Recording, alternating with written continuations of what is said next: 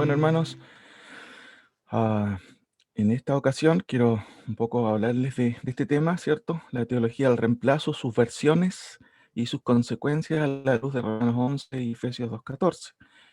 Am, bueno, eh, hay bastante contenido sobre este tema y quiero también compartir con ustedes esta mañana este aspecto, ¿cierto? De lo que es la teología del reemplazo y sus versiones. Vamos a ver dos ejemplos eh, que de una u otra manera refutan esta idea y también las versiones, ¿cierto?, que se deducen de este concepto. Eh, y tengo el bosquejo general, algunas cosas, ¿cierto?, que quiero que veamos esta mañana. Perdón, ahí tenemos, ¿cierto?, definiciones, teología del reemplazo, supersesionismo y teología del cumplimiento, que también son otras formas que tienen también algunos hermanos reformados para poder usar como alternativa a este concepto. Ejemplos de la teología del reemplazo, ¿cierto?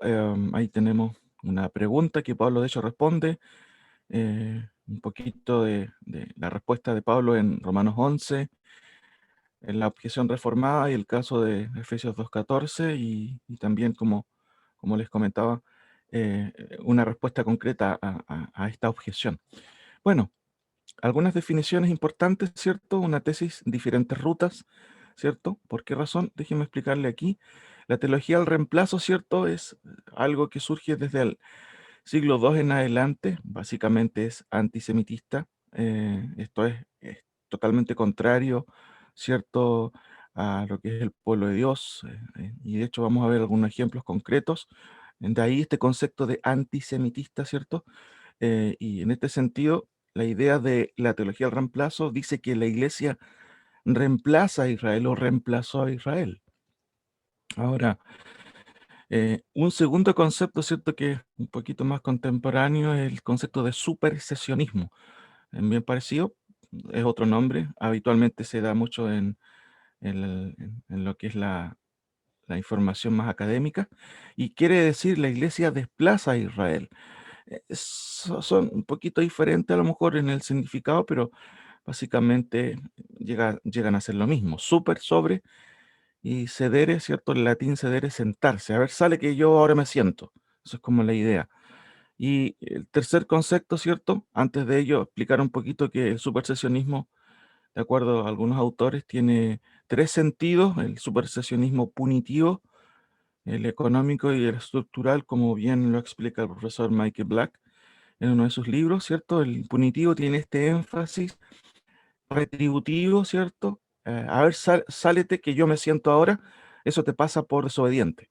En cierto sentido, eso es lo que eh, se quiere comunicar con este concepto. La iglesia reemplaza o desplaza a Israel por desobediente y el énfasis está en el aspecto punitivo. En el aspecto económico, ¿cierto? La idea tiene que ver con una fase prevista. Israel iba a dar paso a la iglesia. Hay algunos autores antiguos que como Bullman, bueno, teólogo liberal, y otros, ¿cierto?, que suelen, que hablan de este concepto. Y el estructural, ¿cierto?, que básicamente es como la consecuencia supuesta de la prioridad del Nuevo Testamento sobre el Antiguo Testamento. Quizás son temas más, más técnicos en este sentido, pero el punto es que la iglesia desplaza a Israel. Finalmente, la teología del cumplimiento, que es otro nombre para este concepto, y tiene la idea de Israel físico era una imagen del verdadero Israel, que es la iglesia. Básicamente, estos conceptos lo que quieren señalar es que la iglesia de algún otro modo, ¿cierto?, reemplaza o desplaza o es el verdadero Israel, digámoslo así. Y básicamente el último concepto, teología del cumplimiento, es de una u otra manera el concepto que se trata de elegir más que los otros, porque el concepto de teología del reemplazo es como bien ofensivo. Los teólogos reformados dicen, no, yo no soy un teólogo del reemplazo, soy un teólogo del cumplimiento. Y eso parece suavizar un poco el tema, pero el reemplazo está ahí igual. Y en este sentido, traigo a colación lo que dice el profesor Blacks, ¿cierto?, en este libro, que es muy interesante. Dice, uno puede usar la terminología de cumplimiento como prefieren algunos, pero al final del resultado es el mismo. Este grupo puede ser llamado el no Israel. Pero esto no cambia el hecho de que lo que se le prometió a un grupo de personas, Israel nacional, ahora es la posesión de otro grupo y la exclusión de la nación de Israel. Los que dicen, yo no soy un teólogo del reemplazo, soy un teólogo del cumplimiento, no están ajenos a las críticas de la teología del reemplazo. Los que se acercan a este tema no deben ser dejados de lado por las afirmaciones de que no existe la teología del reemplazo, solo la teología del cumplimiento. En mi estudio, dice el profesor, ¿cierto, Black? He encontrado que aquellos que enseñan que la iglesia es una sustitución total o el cumplimiento de Israel utilizan los mismos argumentos básicos. No es como si la teología del reemplazo viniera con su propio conjunto de argumentos, mientras que la teología del cumplimiento tuviera una compilación diferente de argumentos. La posición es la misma, mientras que algunos lo llaman una cosa y otros lo llaman de otra. Si de repente el título de la teología del cumplimiento fuese aceptado por todos, no cambiaría ninguno de los argumentos o puntos que se presentan, dice el profesor, en este libro. ¿Cuál es la idea? Eh, que los teólogos de reemplazo tienden a usar más el concepto de, no, yo me adhiero a la teología del cumplimiento. Es como que suena un poco mejor, pero en el fondo el resultado es el mismo. Es un desplazamiento de Israel, un reemplazo de Israel. Ahora, déjenme mostrarle algunas características que tienen que ver con la teología del reemplazo. Este es un libro de Rubén Gómez, un pastor español, muy interesante, lo recomiendo, que hace un análisis bíblico, teológico, histórico del lugar de Israel en los planes de Dios. Él hace, ¿cierto?, un análisis bien interesante que también nos recuerda por qué razón, ¿cierto?, este concepto de teología en reemplazo es tan temprano y se puede observar incluso en la epístola de Bernabé. Dos citas aquí concretas. No sean semejantes a ciertas personas, ¿cierto? Esto se encuentra en la epístola de Bernabé, donde vemos claramente los primeros activos de esta idea de reemplazo. Dice, no sean semejantes a ciertas personas, los judíos, que amontonan pecado sobre pecado, diciendo que nuestro pacto permanece para ellos también. Es nuestro, sí, pero ellos lo perdieron en esta forma para siempre. Por lo que se refiere al pacto que él juró a los padres que le daría al pueblo, veamos si él lo había dado realmente. Él lo había dado, pero ellos fueron, ¿cierto? No fueron hallados dignos de recibirlo a causa de sus pecados. Este tiene que ver con más el sentido punitivo, ¿cierto? Supuestamente los teólogos reemplazo hacen este énfasis en el aspecto negativo. No, Israel lo perdió por ser pecaminoso, por ser rebelde, etc. Justino Mártir también, ¿cierto? Escribía lo siguiente: porque nosotros somos el pueblo de Israel, verdadero y espiritual, la iglesia, la raza de Judá, y de Jacob, y de Isaac, y de Abraham. Ireneo de Lyon también, ¿cierto? Escribía algo parecido. Los mismos que se jactan de ser la casa de Jacob y el pueblo de Israel son desheredados de la gracia de Dios. Entonces aquí vamos notando que el concepto, ¿cierto?, de teología del reemplazo es dramática, es drástica en este sentido. Y nos saltamos un poco al siglo XVI, en donde notamos otros ejemplos. Perdón, aquí el tercer siglo, cuarto siglo, Crisóstomo decía lo siguiente, ¿cierto? Sobre la sinagoga dijo lo siguiente: prostíbulo, teatro, cueva de ladrones, guarida de bestias salvajes, morada de demonios, odio a los judíos. Este es el hilo rojo de la teología del reemplazo, los teólogos, ¿cierto?, preliminares de la teología de reemplazo. Este rechazo, ¿cierto?, total al pueblo de Israel.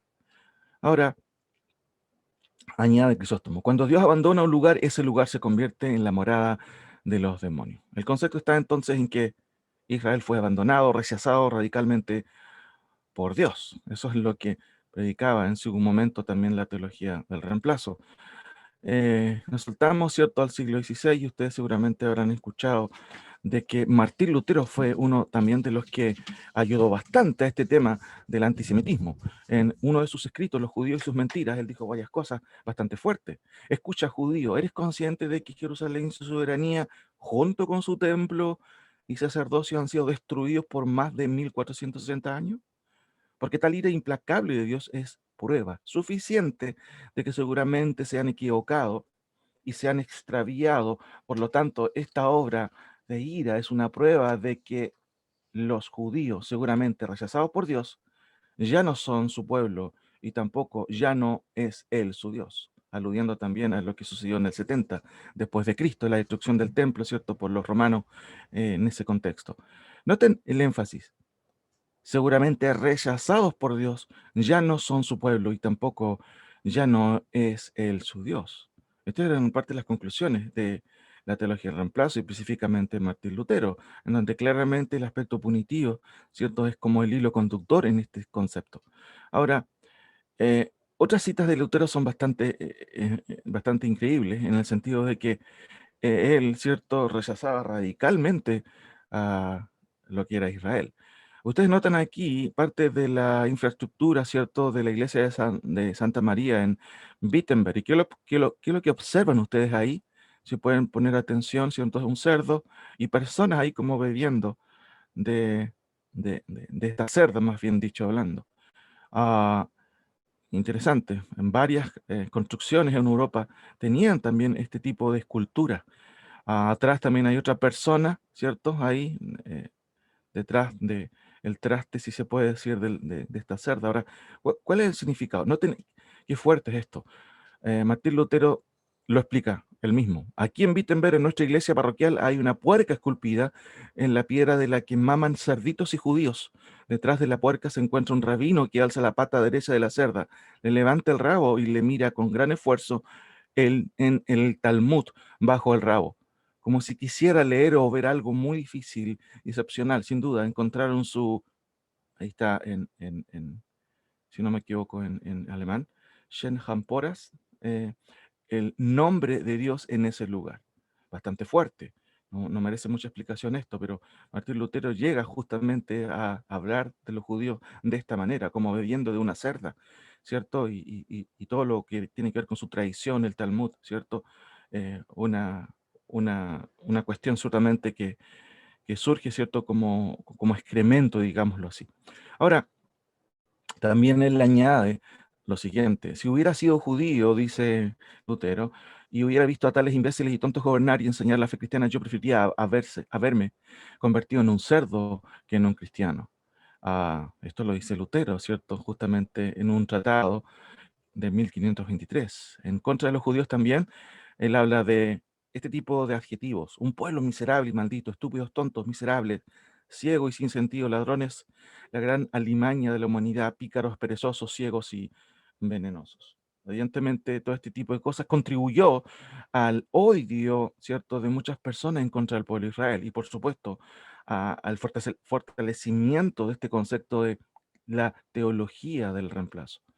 Am, Noten que en ese contexto, la Biblia de Ginebra, publicada en 1557 en Isaías, se leía, ¿cierto?, lo siguiente. Aquí notamos, ¿cierto? Esto es lo que dice Isaías 43:1. Ahora, así dice Jehová, creador tuyo, oh Jacob, y formador tuyo, oh Israel, no temas, porque yo te redimí, te puse por nombre, mío eres tú. Pero en esta versión, noten lo que se hace. Ya se ven, ¿cierto?, estos primeros ejemplos de un reemplazo. El Señor consuela a la iglesia con sus promesas, dice, ¿cierto? Ahí el primer versículo, ¿cierto? Ah, ¿Qué tiene que ver la iglesia en este pasaje? Nada, pero básicamente esto es justamente el resultado, ¿cierto? En una traducción de lo que es la teología del reemplazo. Ahora, avanza un poquito más. Ya en el tiempo moderno, ¿cierto? Notamos algunas declaraciones ya, por ejemplo, en este libro de Cox William o William Cox, de los 80. Todas las promesas nacionales de Israel o se han cumplido o se invalidaron debido a la incredulidad de Israel, ¿cierto? Aquí ya vemos también ya en el tiempo moderno también estas líneas de teología del reemplazo. Eh, eh, Loran Boyner, por ejemplo, es mucho más concreto. El 90 escribe: puede parecer duro decir que Dios, ¿cierto?, Em, ha terminado con los judíos. Pero el hecho del asunto es que él es a través de ellos como un grupo nacional unificado, no teniendo nada que ver más con la evangelización del mundo. Esa misión ha sido tomada de ellos y se ha dado a la iglesia cristiana. O sea, aquí vamos notando algunas características ya más concretas, ¿cierto? O más desarrolladas, más modernas, de esta idea de que Dios ha terminado con los judíos, ¿cierto? Ahora, esto tiene que ver justamente con su percepcionismo punitivo, ¿cierto? Esta idea de que Dios, ¿cierto?, enojado, ¿cierto?, desplaza, rechaza a Israel, y este es propio, ¿cierto?, de este tipo de lenguaje que tiene relación a ello. Y aquí justamente también se une la idea de reemplazo y se ha dado a la iglesia. Este teólogo, ¿cierto? Bonnet es posmilenarista. Otro ejemplo, ¿cierto? Es David Chilton también, que es posmilenarista. En este libro nos dice, debido a que Israel cometió el acto supremo de rompimiento, eh, rompimiento del pacto cuando rechazó a Cristo, Israel misma fue rechazada por Dios. Las asombrosas maldiciones pronunciadas por Jesús, Moisés y los profetas se cumplieron en la terrible destrucción de Jerusalén en el 70 después de Cristo. El nuevo templo de Dios, la iglesia, fue establecido mientras que el templo viejo fue demolido, reducido a escombros. En otro libro de Chilton también él dice lo mismo, ¿cierto? 91, año 91.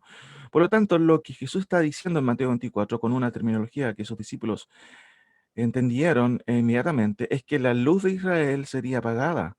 La nación de pacto dejaría de existir. Al acabar la tribulación, el antiguo Israel habrá desaparecido. El cataclismo divinamente ordenado del 70 después de Cristo revela que Cristo había sacado el reino de Israel y lo había entregado a la iglesia. Aquí también vemos este concepto, ¿cierto?, del supersesionismo punitivo, ¿cierto? Israel misma fue rechazada por Dios y la teología del reemplazo, la iglesia lo reemplaza.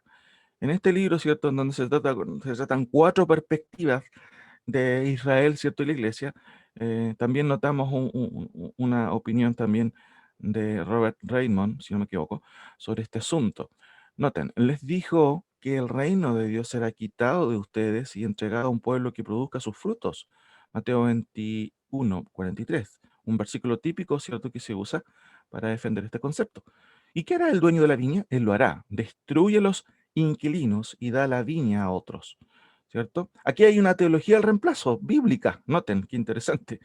Y es el mismo Jesús quien la anunció. Israel nacional, a excepción del remanente, sería juzgado y la posición especial que había disfrutado se transferiría a la ya existente y creciente internacional iglesia de Jesucristo. Aquí notamos estos dos conceptos, supersesionismo punitivo y también teología del reemplazo.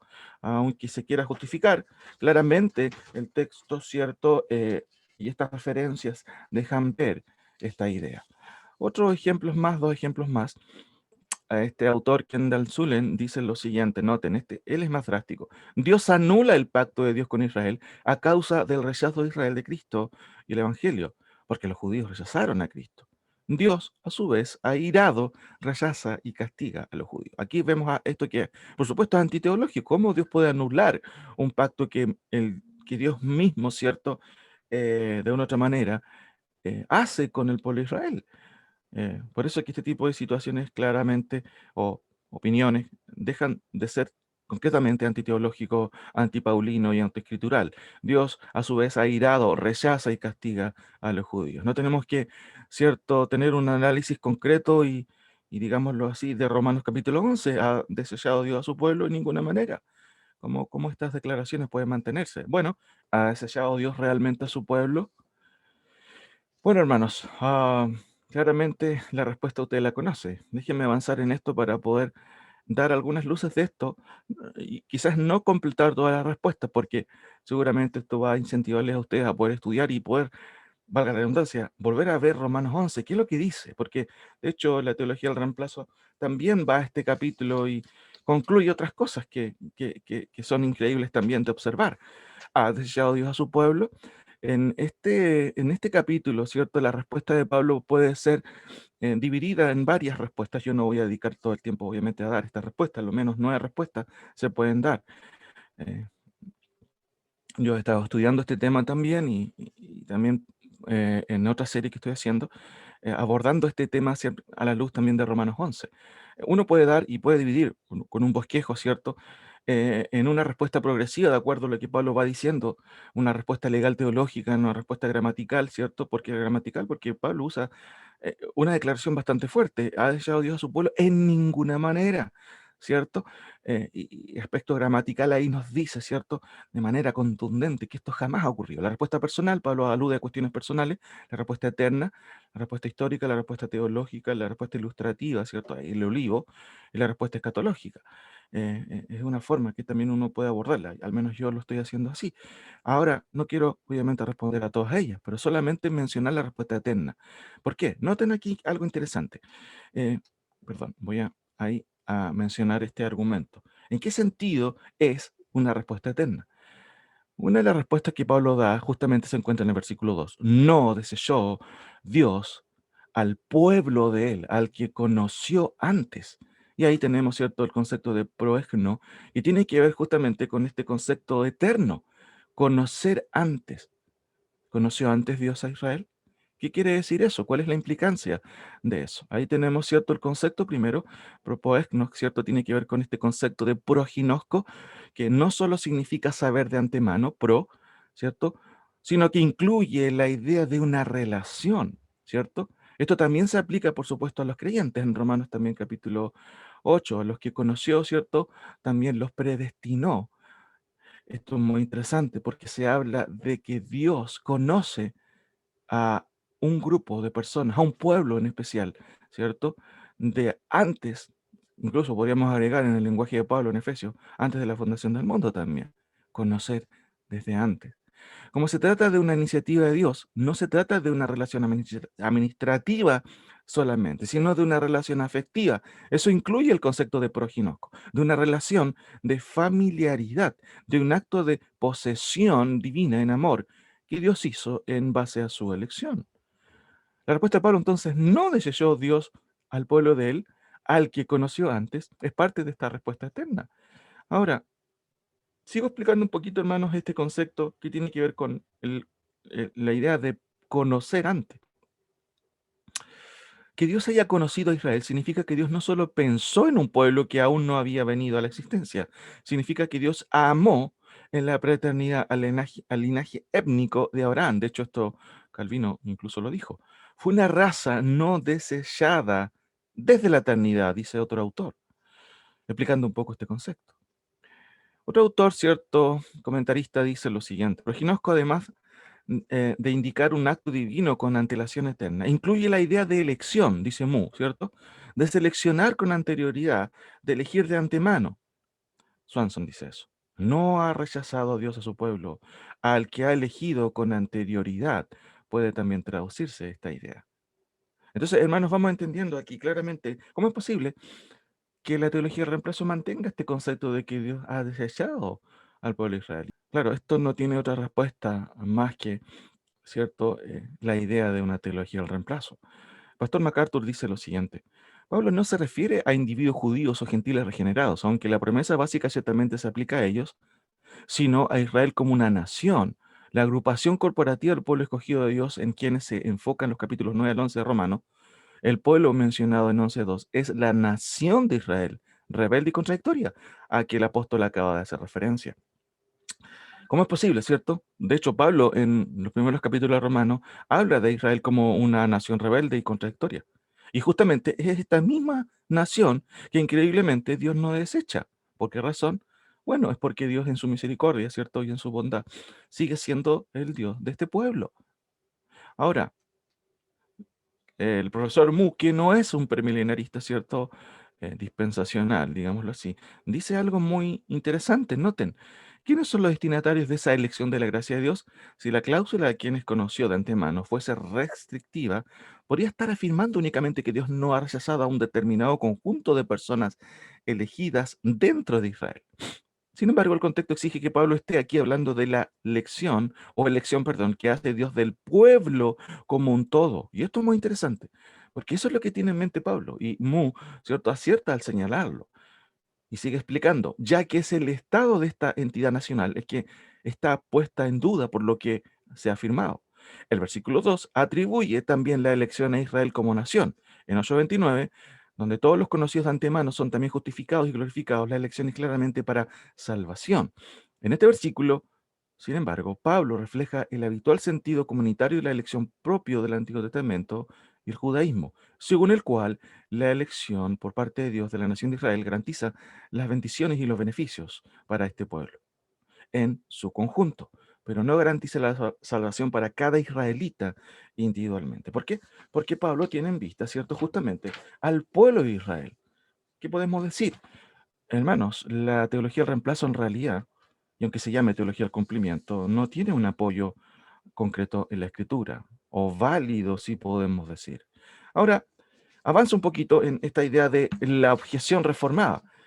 Recuerden que la teología del reemplazo, la teología reformada, tiene una serie de versículos que supuestamente el Nuevo Testamento ha reinterpretado, ¿cierto? O Jesús y los apóstoles han reinterpretado, y con ello, ¿cierto? Se deja ver supuestamente que ahora Israel es rechazado, ¿cierto? Y es reemplazado por la iglesia, que es el nuevo Israel.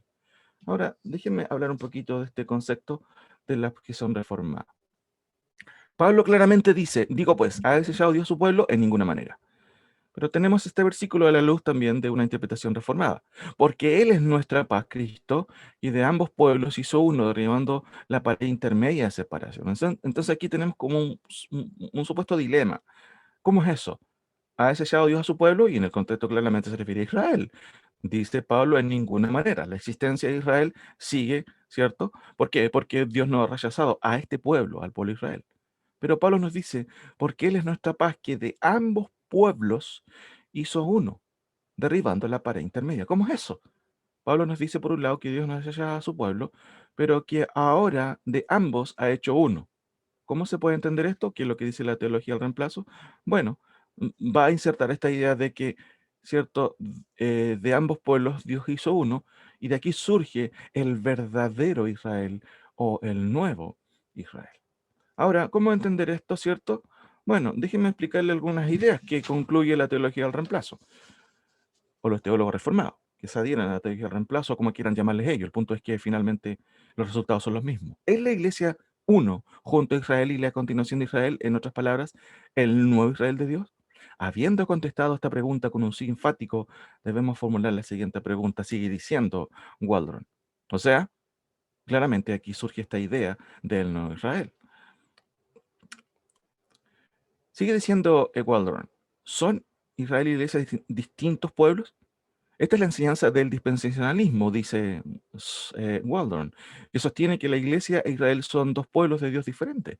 La especulación profética popular acerca de Palestina y la nación de Israel está directamente basada en la idea de que la Iglesia no es la realización o la continuación de Israel, el nuevo o verdadero Israel. Por el contrario, ellos creen que la Iglesia es el nuevo Israel. Ahora, Han Canengraf también dice lo siguiente, él es mucho más drástico en esto, ¿cierto? De hecho, dentro de sus páginas. Primero que todo, en lugar de comunicar que Dios tiene dos pueblos distintos, la escritura, desde el principio hasta el final, revela que solo hay un pueblo escogido, comprado. ¿Y ese pueblo cuál es? Bueno, el nuevo Israel. Ahora, una respuesta a la objeción reformada es necesaria, ¿cierto? Y en este sentido estoy tratando justamente de poder abordar, obviamente, una respuesta. Hay varias más que podemos dar, pero este es un ejemplo, ¿cierto? Para que podamos entender si realmente Israel sigue siendo el pueblo de Dios, o ha sido reemplazado, o realmente es factible esta idea de un nuevo Israel. Lo tenemos aquí, ¿cierto? Un nuevo Israel. Hay una pregunta ahí, ¿cierto? Porque Él es nuestra paz, que de ambos pueblos hizo uno, derribando la pared intermedia de separación. Muy interesante. La palabra pueblos, como ustedes ven ahí, que está, ¿cierto?, entre corchetes, no aparece en el texto griego. Y esto tiende a ser justamente un trampolín para muchos, para poder decir, ¿no ven? La iglesia ya no existe como tal, porque ahora hay un nuevo Israel, porque de ambos pueblos Dios hizo uno. Sin embargo, como ustedes ven aquí, la palabra pueblo en el texto griego no aparece y tiende, como ya les dije, a conducir al lector a una lectura, a un leísmo equivocado, ¿cierto? Eh, Noten lo que dice Apocalipsis 21:3, que podría ser contraproducente con lo que leemos en Efesios 2:14. Y oí una fuerte voz que venía del trono y que decía, aquí está el lugar donde Dios vive con los hombres, vivirá con ellos, y ellos serán, noten el plural, sus pueblos, y Dios mismo estará con ellos como su Dios. La pregunta es, ¿cuántos pueblos tiene Dios? Uno podría decir uno solo, dirían los reformados, ¿cierto? Pero no estaría malo decir que Dios tiene varios pueblos. Seguramente ustedes se están preguntando cómo es eso. Noten lo que dice este versículo. Y serán sus pueblos. Esto es muy interesante, ¿cierto? Porque el plural, aitoi, laoi, ¿cierto? De hecho, a diferencia del singular, es el que tiene más apoyo en este sentido en lo que es la base textual, ¿cierto? Ahí hay algunos ejemplos. Pero esto nos lleva a algo interesante. Bueno, Dios tiene varios pueblos, ¿cierto? Esto es típico, ¿cierto? En las conversaciones, las redes sociales, este abordaje de este pasaje de una manera, diría yo, más superficial. Ahora, ¿es posible que Dios tenga varios pueblos, hermano? Déjeme mencionar esto antes de concluir algunas ideas, ¿cierto? Para que no nos confundamos en esto. Uno tiene que partir, obviamente, de lo que dice el Antiguo Testamento. Por supuesto. ¿Por qué? Porque claramente en el Antiguo Testamento vamos viendo algunas ideas con respecto a esto que el Nuevo Testamento no reinterpreta. Notemos algunas cuestiones que tienen que ver con aspectos escatológicos que se vislumbran desde el Antiguo Testamento. Hay varios salmos ahí. Noten, vamos a ver algunos ahí. Jehová juzgará a los pueblos, dice, júzgame, oh Jehová, conforme a mi justicia y conforme a mi integridad. Él juzgará al mundo con justicia y a los pueblos con rectitud. Alégrense y gócense las naciones, porque juzgarás los pueblos con equidad delante de Jehová. Porque vino a juzgar la tierra, juzgará al mundo con justicia y a los pueblos con rectitud. Vamos notando que la pluralidad aquí del concepto de pueblo, ¿cierto? Está incluida en lo que va a ser en un futuro, ¿cierto? La regencia de Dios sobre las naciones. No sobre un solo pueblo, sino sobre muchos pueblos. Hay otras citas ahí que están abajo que usted puede estudiar después.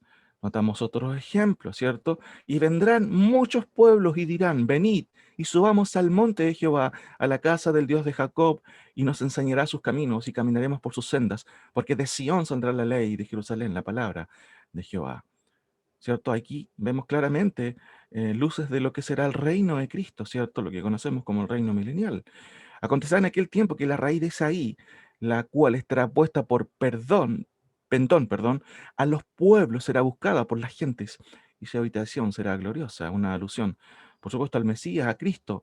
Noten el plural. Dios tendrá muchos pueblos, ¿cierto? Ministrará a muchos pueblos. Notamos otro ejemplo también en Ezequiel. Estará en medio de ellos, ¿cierto? De Israel, mi tabernáculo, y seré a ellos, a Israel, por Dios. Y ellos, ¿quiénes? Israel, me serán por pueblo. No hay supersesionismo aquí en estas declaraciones, hermano. No hay teología al reemplazo. Y sabrán las naciones, o sea, los otros pueblos, que yo Jehová santifico a Israel, estando mi santuario en medio de ellos para siempre. Entendemos que esto es una referencia, por supuesto, a la presencia de Dios mismo por medio de Cristo, por medio del Mesías, por medio de nuestro Rey, el Señor Jesucristo, sin duda. Pero noten, hermanos, el énfasis. Dios, en la literatura del Antiguo Testamento, literatura profética, sigue siendo, ¿cierto?, el pueblo, o Dios sigue siendo el Dios de Israel, y Israel sigue siendo el pueblo de Dios. Pero además, los demás pueblos son ministrados por Dios.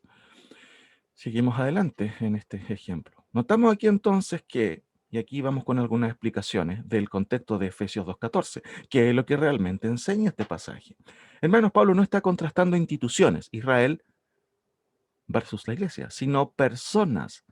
Por eso que este concepto de pueblos aquí añadido por Reina Valera tiende a ser un trampolín que nos lleva a una interpretación equivocada. Pablo no está contrastando instituciones, sino personas. Aquí hay una explicación un poco más larga. El versículo 12 no está afirmando que los gentiles deben ser parte de la ciudadanía de Israel, simplemente está señalando que los gentiles en aquel tiempo estaban lejos de la salvación. Así, lejos del Mesías, lejos del Salvador, lejos de Cristo. Segundo, estaban excluidos de la ciudadanía privilegiada y con ello de las promesas y pactos, ¿cierto? Ahí plural, pactos que Dios hizo con Israel, pactos que Dios contrató con la nación para bendecir a todos, de acuerdo a, ¿cierto? Génesis 12. En esta incredulidad pasada, los nuevos creyentes ni siquiera se acercaron a la ciudad de Israel, esto es, de los que estaban cerca de Dios, como muchos extranjeros en el pasado lo hicieron. De hecho, estaban tan cegados que literalmente Dios tuvo que darles nueva vida, como dice en el contexto de Efesios capítulo 2. En dicha condición, ni siquiera consideraron ir a Dios por medio de aquellos a quienes se les había confiado las escrituras y la proclamación del Salvador, de acuerdo a Romanos 3.2. Por ende, estaban sin esperanza y sin Dios, literalmente ateos en el mundo. ¿Qué más nos dice Pablo en Efesios 2? ¿Qué es lo que realmente nos quiere decir? ¿A dónde? ¿A qué o a quiénes fueron acercados los gentiles? En ninguna parte del capítulo de la epístola se indica o insinúa que los gentiles fueron incorporados a Israel o que ahora asumieron la identidad de Israel, de acuerdo a lo que dice Waldron. El versículo 13 señala en Anacoluto, una figura retórica, que los gentiles, pero también los judíos, los unos y los otros, fuimos hechos cercanos al Padre, de acuerdo al versículo 18, por medio de, por supuesto, la sangre de Cristo, acercados así también a la salvación por medio de Cristo. 4. ¿Se trata de una renacionalización o de una posición? La expresión pero ahora en Cristo del versículo 13, ustedes después pueden ir, ¿cierto? Y de hecho ahora, ahí con su Biblia en Efesios capítulo 2, está subrayando la nueva posición espiritual que tienen los creyentes, sean judíos o gentiles, ante Dios por medio de Cristo y la obra del Espíritu. No hay aquí, en este contexto, atisbo de una renacionalización de los gentiles. Se trata de una nueva posición espiritual. Tanto judíos como gentiles ahora son hechos uno, ¿cierto? De acuerdo al versículo 14. No tiene Pablo en mente a un nuevo Israel, sino una nueva familia con distinciones propias. Noten lo que dice Waldron tratando de contestar al pastor MacArthur, que de hecho creo que no contesta. Noten, según Efesios 2, 12 al 19, él dice, es la ciudadanía de Israel con ciudadanos étnicamente judíos y ahora también con ciudadanos que eran gentiles, quienes se han hecho nuevos israelitas por la circuncisión no hecha por manos. Noten lo que dice Waldron, que ahora, ¿cierto? Ah, gentiles se han hecho nuevos israelitas. Lo dice literalmente aquí en este pasaje. Ahora bien, si han sido acercados, han sido hechos partícipes en la ciudadanía de Israel. Esto quiere decir, a mí me resulta claro, que son israelitas. ¿Van entendiendo un poco este concepto? Y de aquí surge esta idea de, no, ahora la iglesia es el no hay nuevo Israel. Bueno, el texto no dice eso. ¿Cómo se puede concluir aquello? Bueno, por medio de una inserción de ideas ajenas al texto.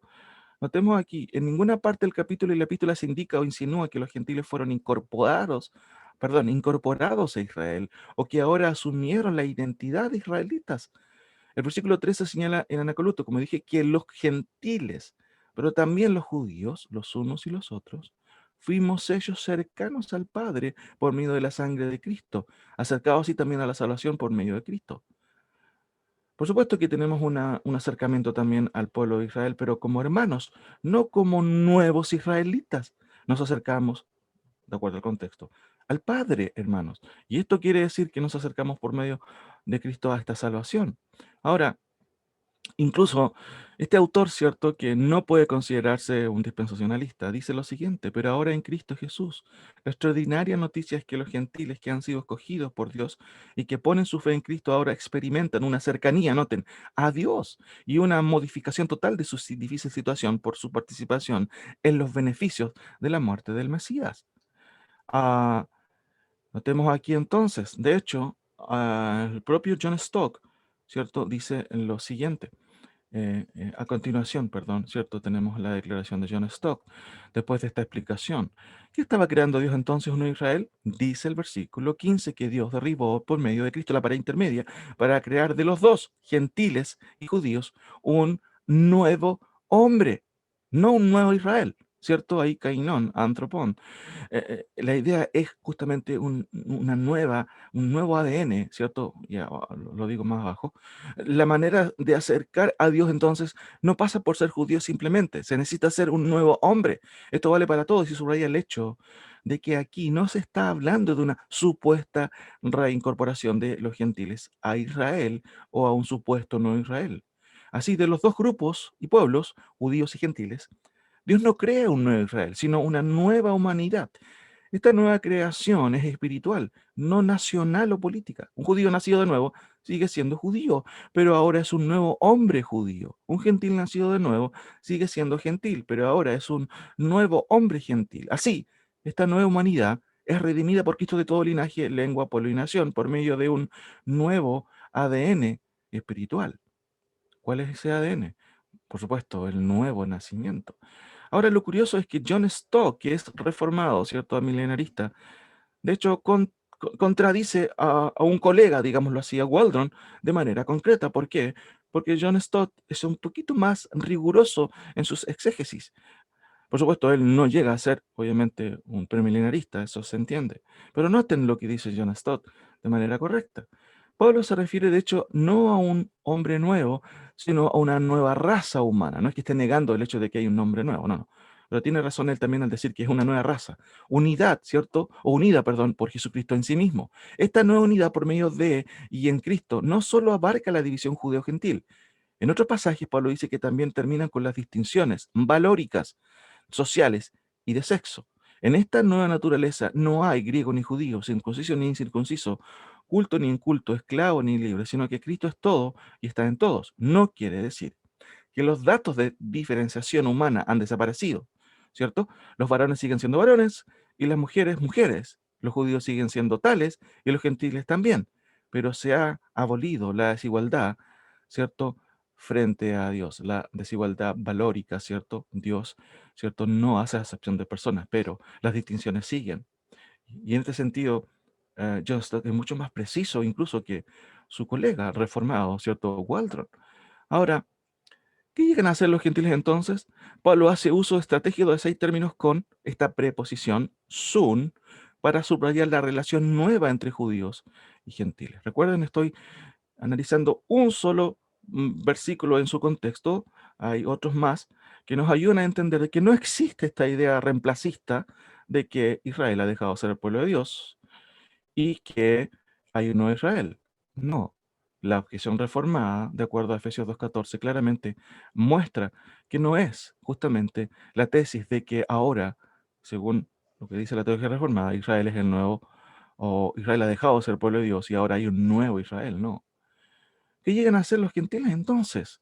Pablo hace uso estratégico de esta preposición muy interesante en el contexto y nos ayuda a entender qué es lo que está diciendo Pablo. Si ve, como dice la teología del reemplazo, a un solo pueblo, ¿cierto? Unido, eh, y esto es a este nuevo, supuestamente nuevo Israel, o si realmente el pueblo de Dios sigue siendo el pueblo de Dios, Israel, ¿cierto? Y en este sentido no ha dejado de ser lo que es, de acuerdo a lo que dice Pablo también, como acabamos de ver también, por supuesto. Noten, qué interesante. Esta preposición se ve en todos estos conceptos, en todos estos términos en Efesios. ¿Y qué quieren decir? Note, conciudadanos. Por esto aquí este concepto en Efesios 2.19, ¿cierto? Como ustedes pueden ver en su Biblia ahí, en Efesios capítulo 2.19, voy a leer el versículo ahí para que lo podamos tener más claro. Qué interesante es el concepto, conciudadanos. Esto refuta concretamente esta idea que postula Waldron de que los gentiles son israelitas o llegan a ser israelitas. No, los gentiles creyentes son conciudadanos, no, no judíos o nuevos judíos o renacionalizados, ¿cierto? En este sentido. Así que ya no soy extranjeros ni advenedizos, sino conciudadanos de los santos y miembros de la familia de Dios. En 2.21, ¿cierto? También tiene la idea, dice, en quien todo el edificio bien coordinado, ¿cierto? Judíos y gentiles son juntamente coordinados, no se funden en una sola cosa. En 2.22 dice, en quien vosotros también, ¿cierto? Soy juntamente edificados. Otra vez el concepto en este caso, de coordinación, ¿cierto? El concepto de estar juntos, pero con sus distinciones particulares. No hay aquí ideas, ¿cierto?, reemplacistas o que se pudiera sugerir una unificación con esta idea de ser qué bueno, ahora soy israelita espiritual. No, no está eso en el texto. En el capítulo 3, versículo 6, dice lo siguiente, que los gentiles, noten, no sé por qué razón Waldron llega a estas conclusiones y el texto es súper claro. Noten que los gentiles son coherederos, ¿cierto? Ahí tenemos suncleronoma, ¿cierto? La idea de ser coheredero de una misma posición, ¿cierto? Sin ninguna menoscabo en este sentido, coheredero, ¿cierto? Y miembros, ¿cierto? Dice Pablo, miembros del mismo cuerpo y copartícipe de la promesa en Cristo Jesús por medio del Evangelio. Ahí tenemos miembros en común, sum soma también, ¿cierto? Y finalmente, copartícipes, su metoja, que tiene la idea justamente de ser copartícipe. ¿Dónde surge la idea entonces de ser renacionalizado judío? No, no existe eso en el texto. No vemos esa idea en este sentido. Y me llama mucho la atención lo que dice el profesor Black también, que básicamente dice esto, ¿cierto? El uso de Pablo de estos compuestos de seis, sin o sun, ¿cierto? Indica que los gentiles se hicieron cercanos a Israel en Cristo para compartir, noten, con Israel sus pactos, promesas, ¿cierto? Y dice ahí, profesor, promesas y esperanza, ¿cierto? En Dios. No se convierten en Israel, ¿cierto? Ellos comparten con Israel. Y eso es muy interesante porque es una clarificación bastante clara. Vuelvo a leer, ¿cierto? El uso de Pablo de estos compuestos de seis sun, ¿cierto? O sin, indica que los gentiles se hicieron cercanos a Israel, ¿cierto? En Cristo para compartir con Israel sus pactos, promesas, esperanza y Dios. No se convierten en Israel, ellos comparten con Israel. Efesios 2:3 enfatiza un compartir con Israel y no una incorporación dentro de Israel. Si Pablo se refería a alguna incorporación de los gentiles dentro de Israel, él probablemente habría utilizado el compuesto eis, ¿cierto? Esta preposición eis, no el compuesto de la preposición sum. Pablo no está presentando una especie de teología incorporación dentro de Israel para los gentiles.